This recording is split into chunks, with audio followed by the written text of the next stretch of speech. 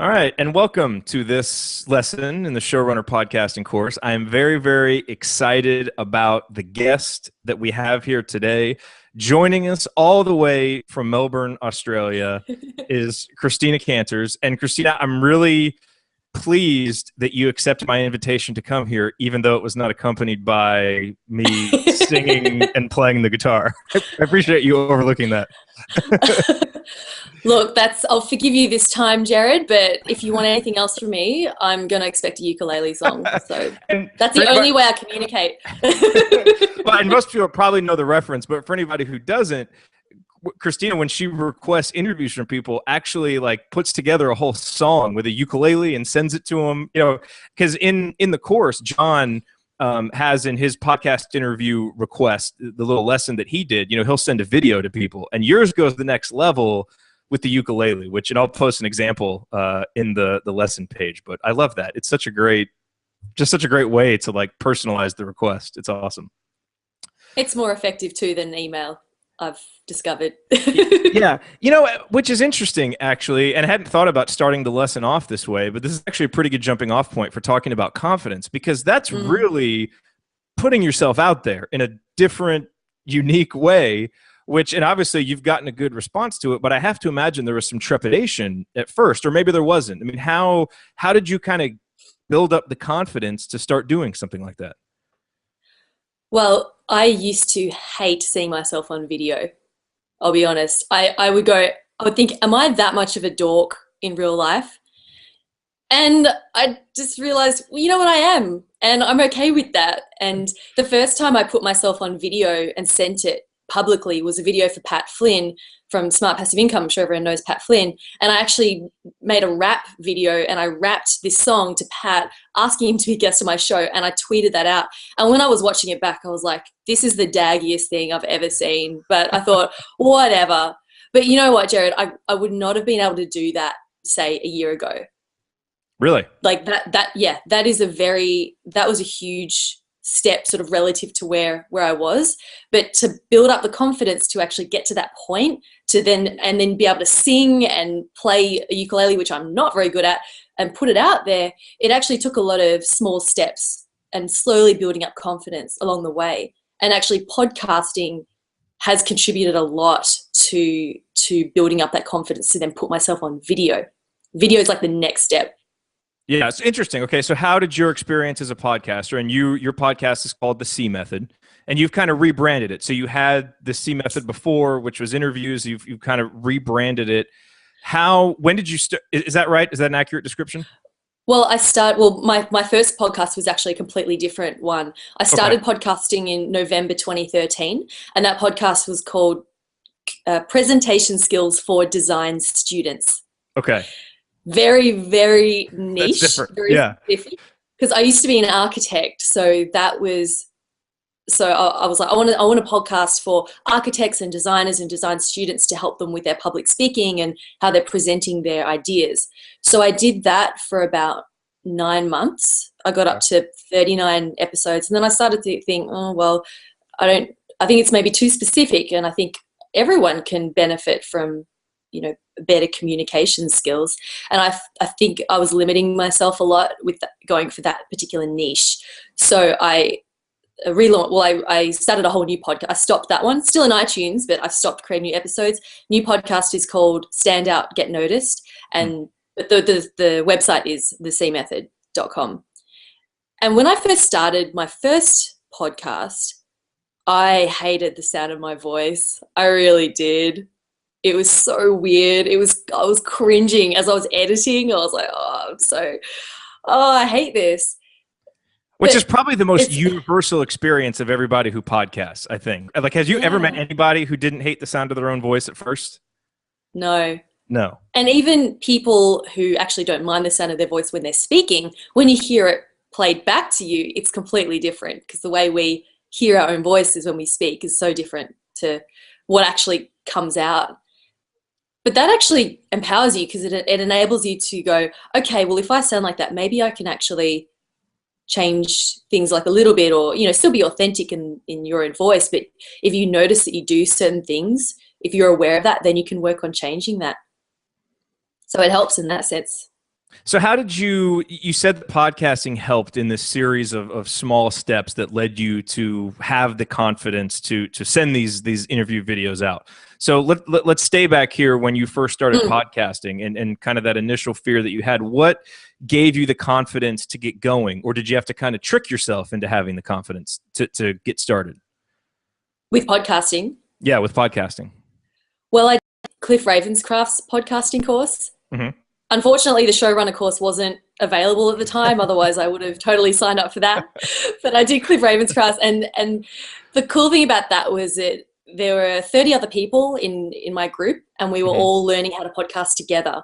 And we sent our samples out and samples of our recordings and shared them with people, and it was really great to be part of that group to encourage each other, because none of my friends knew what podcasting was. No one else was excited about it. I was like, hey guys, I'm podcasting. They're like, great, cool. But then to actually be part of an online community, and that was when I first met Jared Easley. And he actually listened to my stuff and was like, Christina, you're amazing. I love what you're doing. I would totally listen. And I'm getting all these. This is why I love Americans. Americans are so like, yay, that's great, you're so amazing. So they were like posting on my wall going, love this stuff, love what you're doing. And that boosted my confidence a lot. So I think for the people in the Showrunner course, even just being in that course, being surrounded by other people who are looking to accomplish the same thing, that's so valuable in building confidence. So, I encourage all of your course members to, just keep encouraging each other and keep on, being that support for each other, because it makes such a difference. It does. And people, and actually the whole reason why we even wanted to do this lesson, because we originally didn't have this lesson planned, but John and I got an email from someone, this was just a couple days ago, that was, talking about the course and how much it meant to her. And one of the things that she said specifically was, that she hoped that we would put more in about confidence, right? And how to build the confidence in the first place, to sit in front of a mic and speak to the air and to believe that anyone will care. And she mentioned that a big part of how the course has helped her gain confidence is just the group and being able to share with the group. And so that's big. And I hope that everybody who is in the course is taking advantage of the Facebook group, because that's why it's there. Yeah. And I think that can help you, especially in the beginning and as you go through. How long did it take you to have the confidence on your own? To where you felt like you could kind of stand on your own 2 feet behind the microphone, didn't necessarily need the community? Or do you think that is always there and always a part of the confidence level that you have? Look, I think it's always there. I mean, you can never have too much support, I guess, for your show. It was actually like there are a few things like in this. So I have this free course on my site, and I actually have different lessons in confidence building, and I can share a few now with you. And one of them, I know you talk about this as well, just with having your unique show proposition. Did I get that right?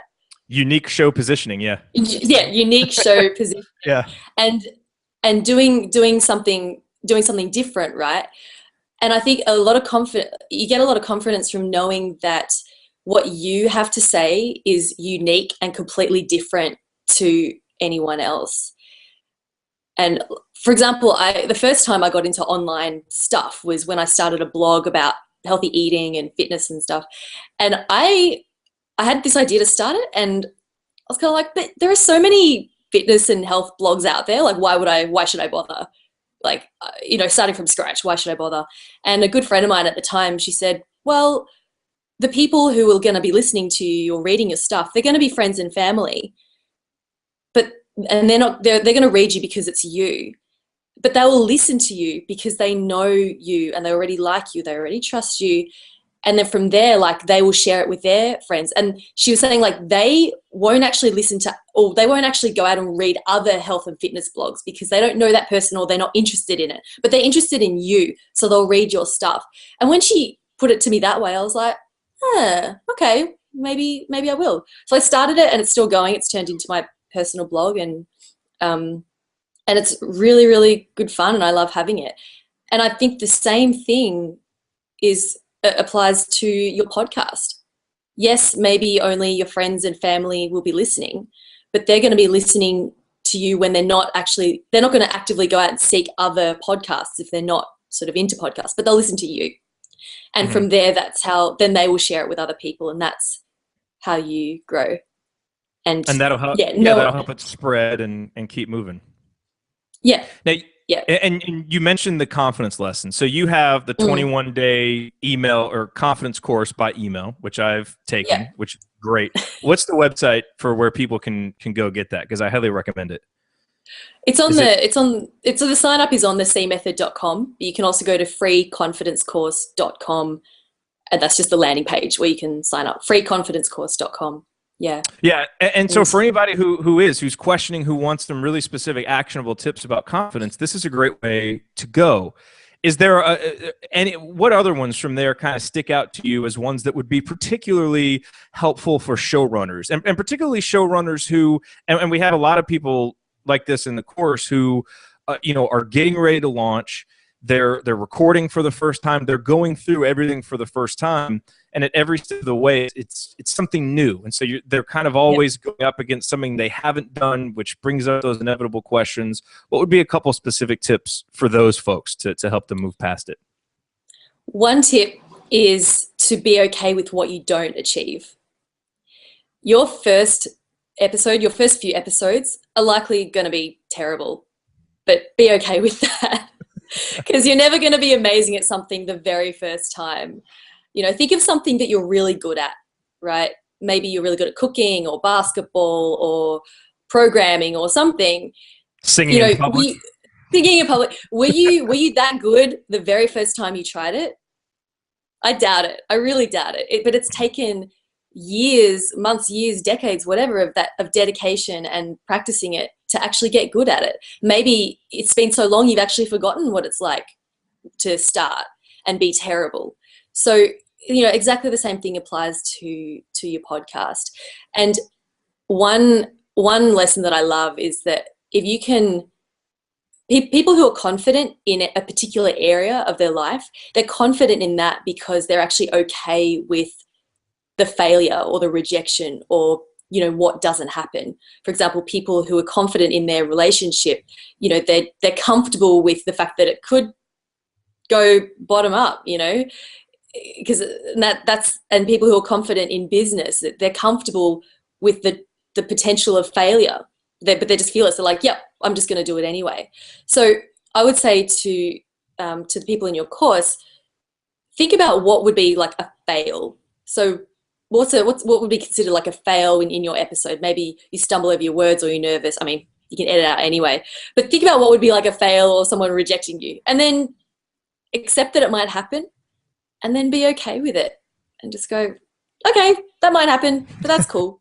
And that is empowering. Then you just go, oh, okay. And then you just do it. So that's one thing, to be okay with what you don't achieve. Does that make sense? Oh, it does, totally. Do you ascribe to the theory? Do you take that all the way to the end of like thinking, okay, what's the worst possible thing that can happen? And the idea being, of course, you think about it, you trace it out to the worst possible thing, you realize, oh, that's not really that bad anyway. And that kind of helps lift you up too. Totally. And I know Tim Ferriss teaches this. He says to look at the consequences and think, well, how long will those consequences last? And so say you get less downloads. I don't even know what a fail is when it comes to podcasting. Say someone not starting. That's the failure. Not starting. Right? Starting. Yeah. Okay. That's a failure. Not starting. I guess that could last a long time if you keep doing it. Yeah. Okay. I wrote some down. Finding your self-worth is a big one. Knowing that you're actually good at what you do is huge. And I interviewed Christopher Browning, who's an amazing life coach. He's a life coach for men. And we talked about perfectionism and why it holds so many people back. And a lot of it comes down to, you want it to be perfect, because if it's not, people will criticize you and say that you're not good. So you want to make sure that every base is covered and that you haven't missed a single thing. And that way there's no way that people can possibly criticize you. But of course it's impossible to cover everything, because you're only one person. Like, you're going to miss something. So one thing that you can do to actually find out, like know the value that you offer to others, is to find people that you really trust and whose opinions you really value, and ask them and say, what's one thing that I do well? And it could be to do with your podcast, the topic of your podcast or your work or whatever. Say, what's one thing I do well? And then when they tell you, you ask them, and why is this valuable to you? And that's really important, because it's one thing to know, oh yeah, they say that I deliver work on time. Great. But what does that even mean? When you ask them, why is this valuable to you? It's showing, like, that shows why you are different and why you have something good to offer. And you might find that people say that you do one thing good, like a few different people might say that, but then the value is different. So if someone says, oh, you deliver work on time, and you ask them why, they might say, oh, because it makes me look good, because I can then deliver my part of the job on time. Or someone else might say, well, it makes me less stressed. So, and when you know these things, when you know that you're actually making another human's life easier, it makes you feel good. You go, yeah, I do that well. So, if you can, so you can do this with your podcast as well. And, record a sample, send it off to someone and go, what do you think I do well? And why is that value to you? How does that help you? Those little things will help to boost your confidence. And can't that also help you zero in on who your audience is? Because I know when John and I did, it's episode 13 of the Showrunner, and we talked about confidence. I thought he said something really insightful, that the way that he got confidence when he started Hack the Entrepreneur, having never done an interview show. And I asked him, how do you know people are going to care about these interviews that you're doing? And he said, because the one thing I knew was exactly who my audience was. And I knew that the information I was bringing them was that they were going to like. And it seems like that's kind of what you're alluding to. It's like you find out, gain an understanding of the benefit that you really provide. Not necessarily the one that you think or what your hunch is, but the real benefit you provide. And when you crystallize that and you know what it is and exactly who you're talking to, that seems like it can be a real source of confidence for anybody. Do you think? Yeah. And then you know exactly what it is that you're doing right. I've asked people, and you can, when you have a podcast, anytime someone says, oh, I loved your podcast, I always say, which episode did you like? Because that's a little test to see if they actually did listen. Or I'll say, what's the number one thing that you've learnt from it or got out of it? And some people say, oh, I love how you speak really clearly. Like, you've got the best diction out of anyone I've ever heard, and that really helps me. I've had people listen because girls in Asia, I've had them listening because they're practicing their English. So all these little things, like, you get this feedback and you go, oh, that's great. Because in my head, I'm thinking it's got to be like amazing content. And I forget that some people are actually listening just to hear my language, I suppose, and hear the way I speak and use that to sort of inspire them. So it's really interesting when you discover what other people are finding valuable in what you're doing. Yeah. Something I admire about you is the comfortability that you have saying nice things about yourself. and I guess, the reason I say this is because a lot of people struggle with, okay, how do I say that I'm good at something? How do I say good things about myself without seeming arrogant, without coming across as cocky? And like you just did right there, where you talk about how, people have told you that your diction is very good, and it's a source of pride for you, and you talk about it, but it came across just very natural, very confident. Have you always been able to do that, or is that something that you had to learn? Because that, I think podcasters, showrunners struggle with that, because to have a good show, we have to share our experiences and share the things that we know that can impact someone else. But that means talking about stuff we've done, and I think that can make people uncomfortable. How did you come to be able to do that, and how would you coach other people on getting there? How did I learn to do that? I just did so many awesome things, and I just got comfortable with it. I just said natural. No. All of the confidence is something that you can learn, and it It just takes practice. And I get that a lot of people are worried about coming across as arrogant. It's even worse in Australia. We have what we call tall poppy syndrome. And which means that when someone rises up above the rest, right, tries to be successful and do well, we got to cut them down. So we actually in Australia will say, oh, don't tell them nice things, they'll get a big head. And the way we show love to our mates, to our friends, is that we actually give them crap, like we try and shut them down and make fun of them. That's how we show affection, which is completely messed up, which is why I loved it. I loved it when I moved to New York last year and I was meeting all these Americans and they were so supportive. So it surprises me when, I hear that Americans actually have the same issue with talking about themselves. Now, one thing, and you may have noticed this when I was speaking before, is that I shared a fact. I know for a fact that someone told me you have good diction, right? I didn't say I have amazing diction and that's why people listen to my show. Like, I didn't say that. I use a fact that I know is true.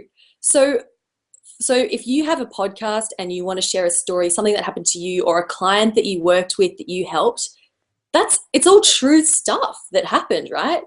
If you say, I recently helped a client go from like double his sales in the last 6 months, no one's going to argue with that. No one's going to go, oh, you're so arrogant. It's like, well, it's true. And if you say it in a way that we worked really hard together and it was really fun and I'm really passionate about helping people in sales and improve blah, blah, blah.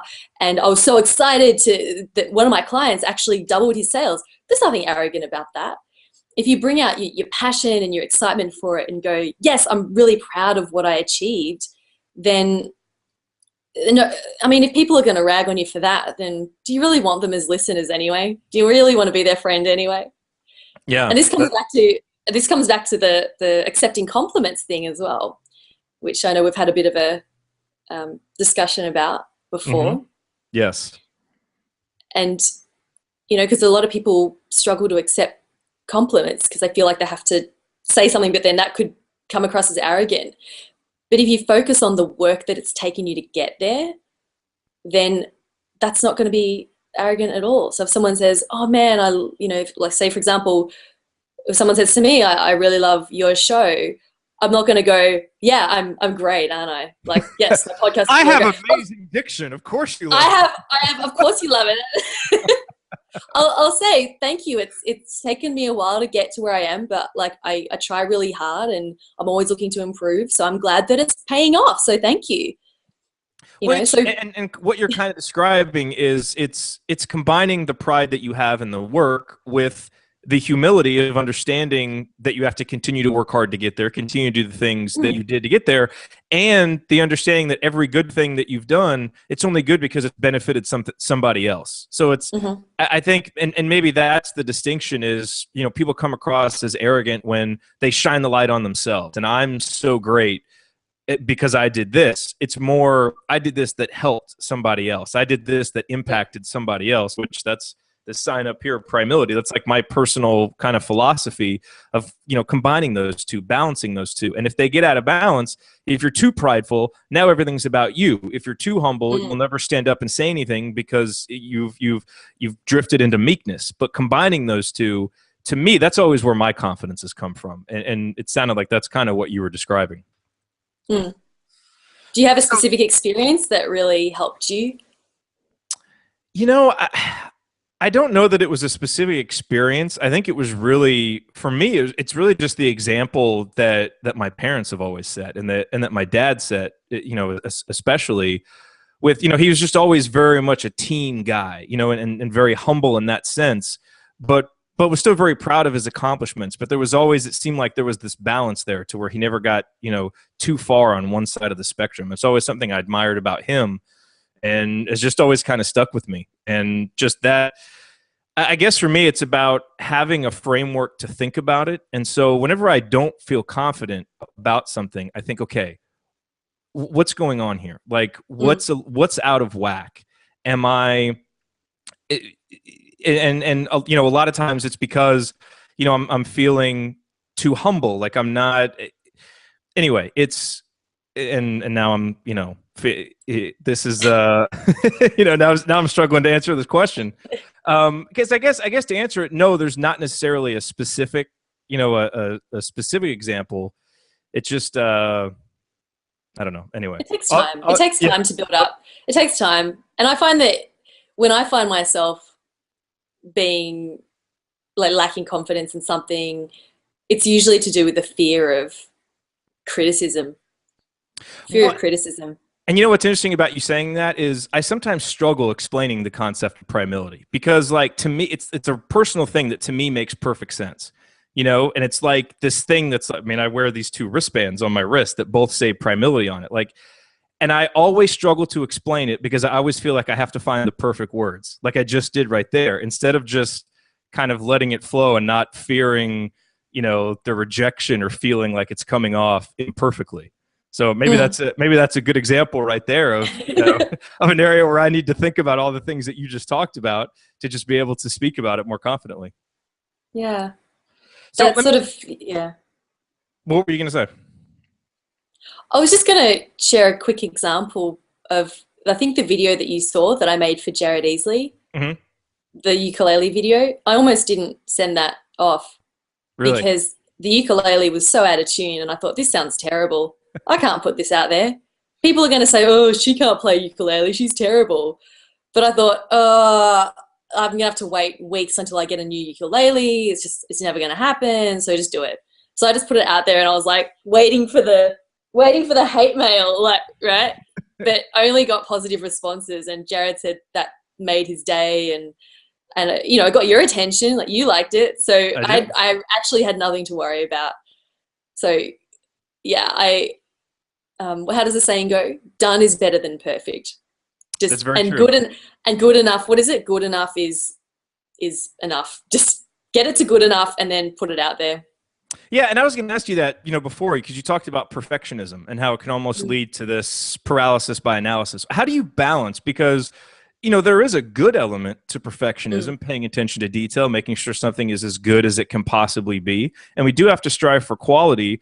How do you, and I feel like a source of confidence can come from knowing where good enough is. How do you know where good enough is, where it's worth putting out there?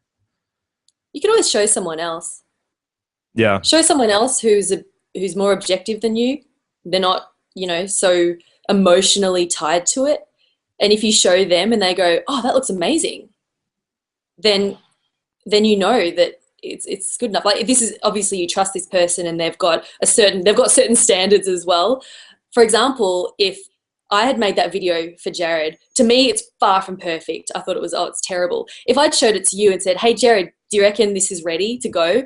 Do you think Jared would like this? You'd say, heck yeah, send it out. That's amazing. Yeah. But in my head I'm going, oh, it's terrible. So I think, if you know someone who is quite discerning, who has good standards, who knows what good quality is, and you show it to them, they're not going to see the tiny little, imperfections that you see, because you've been so like deeply ingrained in this project or this piece of work or this content. You're too close to it. So, and it's hard for you to actually, it's a challenge to step back and look at it objectively. So if you can get someone else to just have a look over it, and if they think that it's, it's professional enough and of high enough quality, then go for it.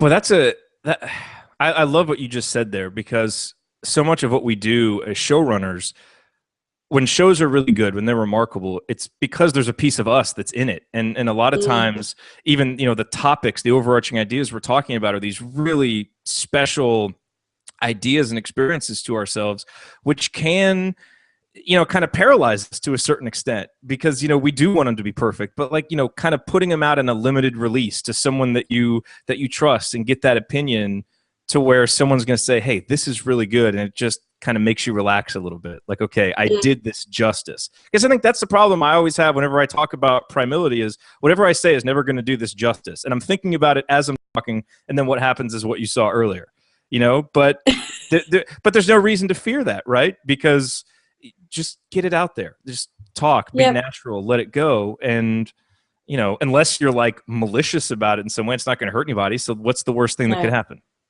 Totally. Yeah. So I And just need these to small take our own steps. advice.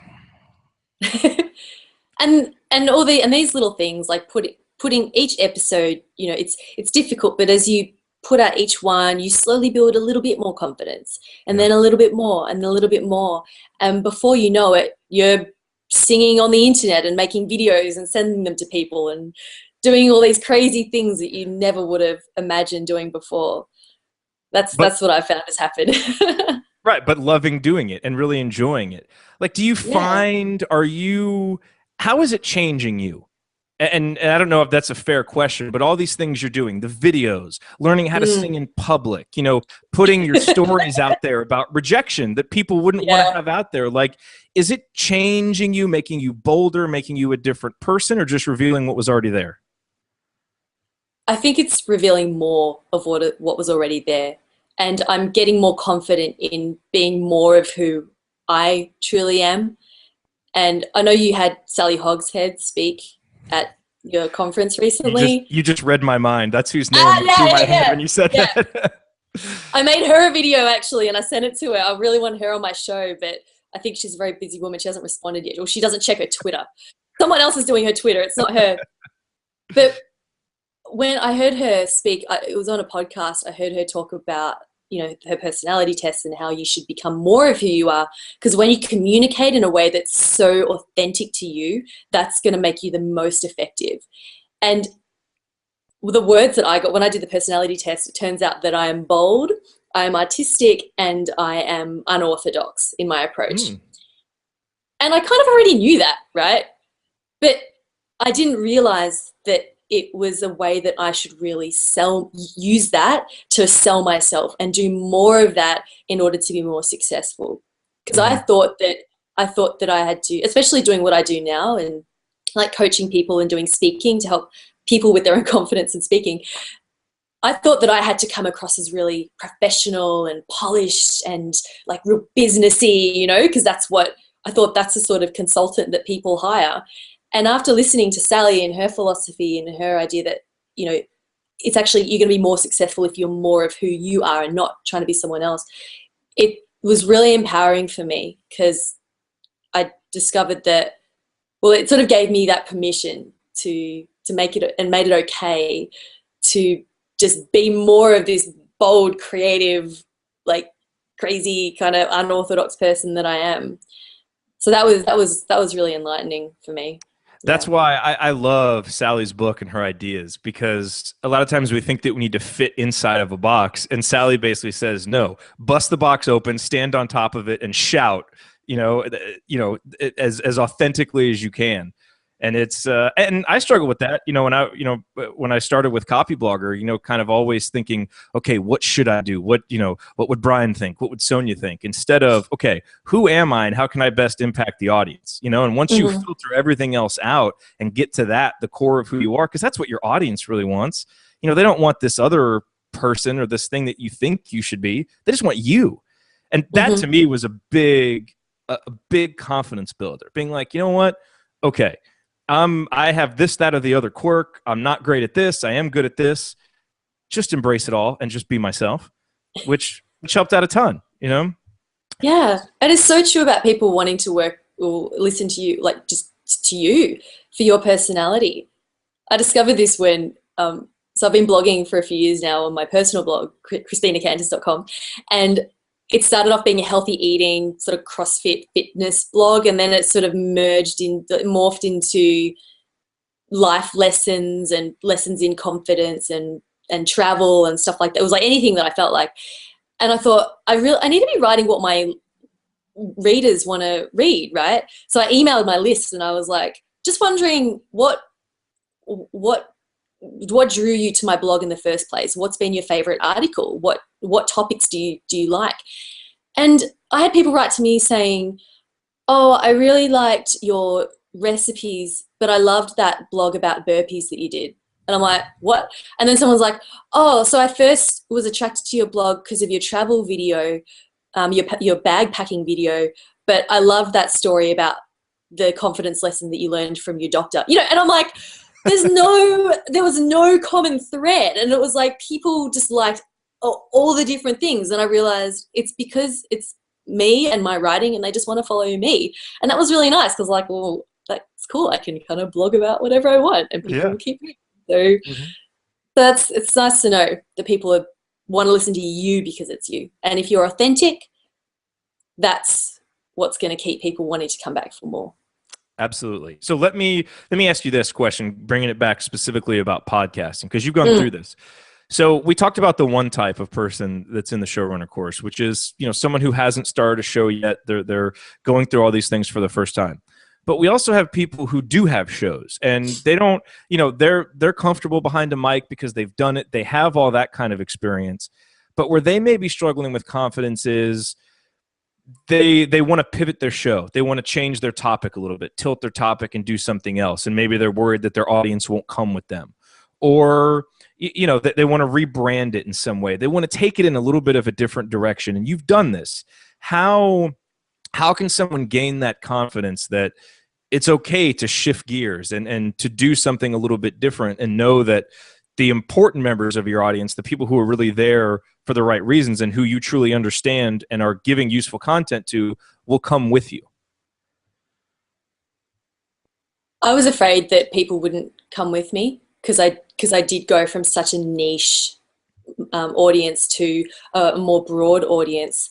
But I emailed my list of my old podcasts, and I was like, hey, just letting you know I'm starting a new podcast, and I'll be switching email lists, so you won't get any emails related to this stuff anymore. I'm going to transfer you over. If you don't want to come with me, just reply and let me know, and I'll be happy to unsubscribe you. And 0 people did that. Everyone was happy to come with me. So I think it comes back to that, idea that people are there to listen to you. I guess if your topic is radically different, like if you were podcasting about basketball and then you're going to start podcasting about real estate, that's a little, I can imagine, okay, maybe people from your basketball audience aren't going to switch over. But if it's semi-related, I don't think you'll have a problem. Like if people really, value you and what you have to offer, then they'll come with you. But I think I actually took a break. I took a few months off in between the end of my first podcast and the launch of my second one. And my idea actually pivoted a few times within that period. So it actually takes, you might have an idea now and go, I'm thinking pivoting to this. I would say like keep mulling on that for a bit and make sure it is, because you don't want to have to pivot again, right? Yeah. My initial idea for my new podcast was purely based on creativity, and it was going to be, how can you be creative to stand out? But it was going to be aimed at podcasters specifically. So another specific thing. But the more I thought about it, the other ideas I got, I'm a big proponent of sharing your ideas with people. So tell people what you're thinking, especially supportive people in the podcasting space. Say, look, I'm thinking of doing this or doing this, and see what they have to say, and really like feel what resonates with you and what you. I know a lot of it is that sort of gut feeling, really. And when you get excited, when you feel yourself getting excited about a certain topic, but it stays there. It's not like an initial like high and then a kind of, oh, maybe not. See if it, that's why I say like think it over, and then like a month later, if the idea is still there, then then maybe move forward with that. And what is sorry. Well, and to kind of go along with that, the other thing is when you start a show or if you pivot, with anything new, there's going to be feelings of, nerves, uncertainty. Is this working? And certainly not everything catches fire right away. And there's a certain level of patience that's required. But at what point is it okay to say, hey, maybe this just isn't working? And maybe you've tried to develop confidence, but you're losing confidence because the audience isn't responding. Like, how long do you think it takes, and since we're talking about podcasts, in terms of episodes or in terms of time, to really know and be able to make a judgment? Or is there even a way to answer that? Oh, I think you do need to give it a good shot, because, if after a month you're like, oh, I don't think this is right, I don't think you've really given it that much of a go. It's just like with anything you try, like you need to really give it a good go before you decide whether you like it or not. So, for me, it took 9 months of podcasting with that first one. But at the same time, like, that was my business model, and my business model was changing too. So it seemed a bit silly to be working with business people and going into companies and doing workshops and speaking, and for podcasters as well. It seemed a bit silly to sort of have this podcast that's for a completely different audience. So my business model was changing. Also, here's a tip. This is what happened to me. I was targeting architects and designers, right? But after I sent that Pat Flynn video, and I started to get all these fans like writing to me who were from the podcasting world. And I was like, I'm trying so hard to get the attention of designers and architects and graduates. And I was doing all right, but I was getting this amazing response from podcasters and business owners. And I was like, I should be working with these people. So, for someone who's podcasting, like, pay attention to the compliments you're getting, to the feedback you're getting. Who are the people with whom your message is resonating the most? And I understand that if you want to pivot down the track, because at the start, you don't know. Like, you don't know if that message is going to resonate with those people that you're trying to target. And you might find that you actually get a response from different people or whatever. That's what happened to me. And, I think and then in that case, it's okay to go, well, I'm going to work with the people who want to work with me, or podcast for the people who want to listen. So I know it's a bit of a long-winded answer, but it really does depend on you and your audience. Yeah, it's a great answer, and it's from your personal experience, and that's why I wanted you to come and do this lesson, and that's why I'm so happy that you said yes to doing this, and why I think this lesson is going to be really valuable. So my last question is this: you are a showrunner, and you coach people on confidence, as we've established. So if there is one big idea, or maybe even one action that all the showrunners watching this can take away, and that will help them improve their confidence to be better showrunners right after they watch this video or tomorrow, what would it be? Let's put you on the spot or anything. One. There's so many tips. Oh, tip number 1, sign up for my course. Hey, that's a good one. Because that's 21 tips in one. Now, I would say there's just so many.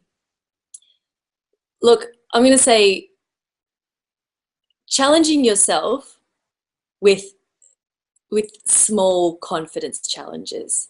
Okay, it doesn't necessarily have to be with podcasting, but practicing actually getting out there and speaking to people, starting a conversation with a stranger, making a phone call when you would normally text or email. Doing those little things to actually get out of your comfort zone will all add up to bigger things like getting behind a mic, right? And even things like, say if you're in a fitness class and someone says, oh, can we have a volunteer to demonstrate this move? Put your hand up, go do it. Or if you're at a talk and it's question time, ask a question. It doesn't matter what the question is, or if you do a bad job, whatever. It's the practice of just doing those little things to push yourself out of your comfort zone. And those things do add up. Because let's think about it. If you're in your comfort bubble all day, all week, and then all of a sudden it's like, boom, I have to speak to a microphone and put out this amazing show. That's scary. But if you've done these little things throughout the week and go, oh, I did a chin up in front of everyone in my fitness class the other day, or I put my hand up and I asked that question in that talk, or I went up and I went and asked that stranger for the time, or asked if I could borrow their phone or something.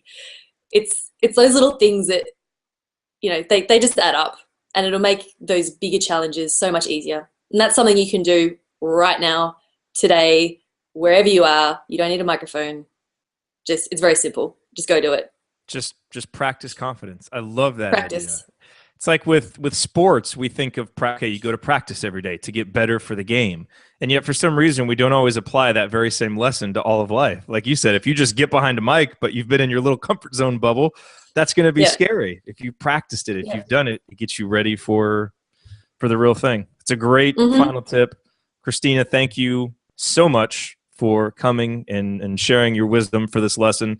One more quick reminder of how everybody can get your 21-day confidence course.